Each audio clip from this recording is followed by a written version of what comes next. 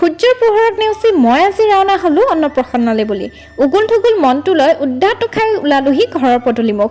এইবাৰ আকৌ দেখিলো এখন থালত মই ভাল পোৱা পইচা আৰু মই বেয়া পোৱা কিতাপ এখন থোৱা আছে।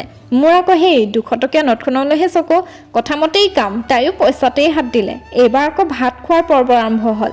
দাঁতকেইটা নোলাওতেই ভাত খাবলৈ সুযোগকণ পালে। আকৌ দেখিলো ফটোশ্বুটৰ বাবে মানুহৰ ভিৰ লাগিল। চকু চাট মাৰি ধৰা বৈদ্যুতিক পোহৰে বাহিৰলৈ যা বুলি ঠেলি দিলে মোক। অক্সিজেন নাপাম বুলি আজি যেনিবা ফটো নুতুলিলোৱে। জীৱনৰ জখলা বগাব নাজানিলো, সকলোৱে আগুৱাই গ'ল। সেইবাবে ময়ো আজি ৰৈ নাথাকি আগুৱাই আহিলো খাবলৈ। পোৱা নোপোৱাৰ হিচাপে বহুত হতাশ কৰিলে আৰু নকৰো হিচাপ, যিহকে পাওঁ তাকেই দগৰি খালো। খাই উঠিয়ে লগালগ পলাই দিলো বাপেকে। আকৌ ওলাই আহি লগ পালোহি বৌজনীক। আগৰ ভিডিঅ'টো চাই মৰমতে মোক পাগলী বুলি কৈছিল। ভাত দালি চব্জি যে ফিংগাৰ লিকিং গুড আছিল তাৰে ডিছকাশ্যন অলপ কৰি গৈ আছিলো ঘৰলৈ। আজিলৈ ইমানে, বাই।